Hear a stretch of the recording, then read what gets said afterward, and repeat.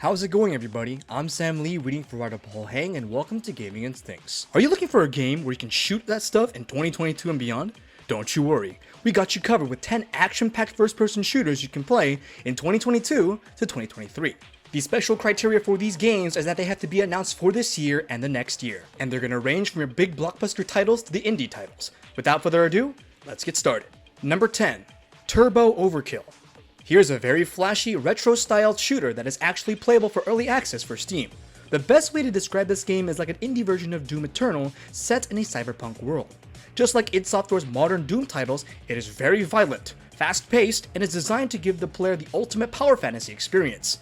Hell, you actually can chainsaw bad guys from your freaking legs. If you're a big fan of stylish and bombastic shooters and don't mind the old-school graphics, we think you should give this one a shot. Turbo Overkill is planned to be released for next year, and it's going to be on every platform you can imagine. Number 9, Shadow Warrior 3. This is the latest Shadow Warrior title that was just released in early 2022, and just like the last title we mentioned, it's a game targeted for Doom fans. There's no doubt that Doom is such a massive influence among the genre, and we are aware that there are many video games throughout the years that want to replicate its success. Shadow Warrior 3 is simply a game that will feel right at home for those who are patiently waiting for the next Doom game, especially since it's just as bombastic and seems to have similar production value. It's somewhat of a budget price title, so you can get the game on the cheaper side, and there's been many quality of life updates since its release. The game is available on all big platforms, and if you're craving for some good old demon killing, give Shadow Warrior 3 a shot. Number 8, Atomic Heart. We might never see a brand new BioShock game in a while, but this game seems like it wants to be that type of experience. Atomic Heart has had its fair share of releasing gameplay footage for the public to see. It's certainly a weird game that has the player fighting robotic-based enemies, but it seems like the player has special abilities on top of the standard weaponry you'd get from playing shooters. The game is planned to be released for the next year in the first quarter on all big gaming platforms. Most of the content that you see is single-player footage, but the devs have stated that they have plans for co-op support for the main campaign and a PvP element. We do hope to see more of the additional mode outside of the campaign, but it seems like Atomic Heart will be for those who are intrigued by its weirdness, and it could be a good game to play as we wait for the next BioShock title. Last but not least, the soundtrack is composed by our favorite person, Mick Gordon. Number 7, Phantom Fury. Here's another retro-styled shooter for those that love their 90s first-person shooters. Phantom Fury is a sequel to one of the prolific retro-styled in the last few years, Aeon Fury. Instead of making the game look like Duke Nukem 3D, it's going for a style more akin to the original Half-Life. The game has been announced for PC, Xbox Series consoles, and PS5, but we're not sure if it will land on the previous generation of consoles. However, it's very cool that this game is sort of repeating history in terms of its graphical style. Aeon Fury felt like a game that belonged in 1996, while Phantom Fury feels like a game from 1999. Its trailer was very well executed, and we recommend you to check it out. This one is something we're keeping our eyes on. The game is planned to be released in spring 2023. Number 6, Witchfire. Witchfire is most likely a first-person shooter designed targeted to Souls fanatics.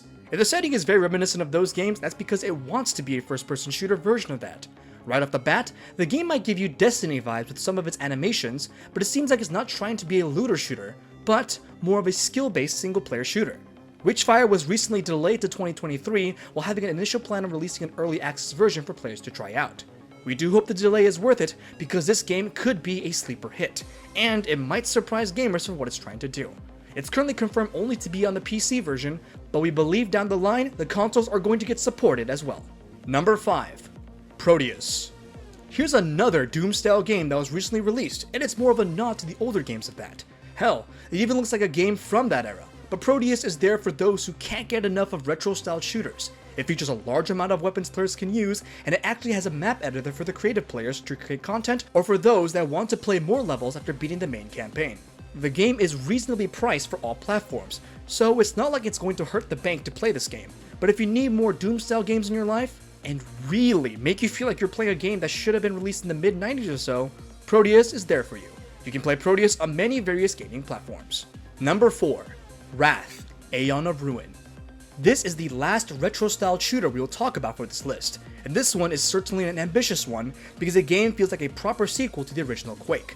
It's actually running on the same engine. Just like Quake 1, it's a fast-paced shooter that's taking place in a fantasy setting, and will have a wide range of demons for you to kill, but the same can be said for the amount of weapons you'll be using. Wrath has been around the block for a while and is currently playable on Steam for early access. but it went missing for some reason. Recently I had a trailer confirming its release date, spring 2023. We certainly want to give this proper Quake 1 sequel a try, and it looks like it's the game that'll know what hardcore retro fanatics are looking for. It has plans on releasing for both consoles and PC. Number 3. Stalker II: Heart of Chernobyl. The sequel to the 2007 cult classic has never looked any better. Stalker II has certainly impressed gamers with the footage it showed from its trailer. It's a game for those who want a rich and immersive single-player experience, and it is a timed Xbox exclusive, so the Xbox folks might want to keep an eye on this if they're looking for the next big exclusive title to play. The game was supposed to be released for this year, but got delayed due to the Russian invasion of Ukraine. However, the devs have stated they're targeting for next year's release. We do believe Stalker II will be an immensely big game due to the fact that the game requires 180 gigabytes of space to play. Sheesh, that's a lot of storage we're gonna need, but we hope it's worth it. Number 2. Call of Duty Modern Warfare 2. We all know this game will be the one that most of you will be playing, and we are too. Without a doubt, Modern Warfare 2 is the biggest title on this list. It recently had a beta a while ago for those who wanted to try out the multiplayer component, and now gamers are all waiting for the full release, which will happen on October 28th. There will be a lot for gamers to do with this one, whether it's continuing the story of Captain Price, staying up for late night multiplayer sessions, and experiencing Warzone 2.0. There's really not much to be said about the Call of Duty titles because we all played these games and know what to expect. What we do hope is it lives up to the quality of the original Modern Warfare 2, released back in 2009. And finally, number 1, Redfall. To end our list, we picked Redfall. It's a brand new IP from Arcane Studios and will be one of the most anticipated Xbox exclusives for next year. It looked promising when it released gameplay footage back at the Xbox Bethesda showcase of this year. Time will tell whether this new IP from Arcane will find success and a core fanbase, but we believe it will. Arcane recently released Deathloop and it was a success for them, and Xbox fans can now play that before Redfall hits the block. Redfall was supposed to be released for this year just like Stalker II, but it was unfortunately delayed for next year. It's always frustrating to see big titles like this get delayed for the next year, but more time generally means more polish and quality of life. For now, there are many games one can choose from this list before they can play Redfall. And this has been Gaming Instincts. To see more videos and content like this in the future, make sure to subscribe. Thanks for watching, this has been Sam Lee, and until next time.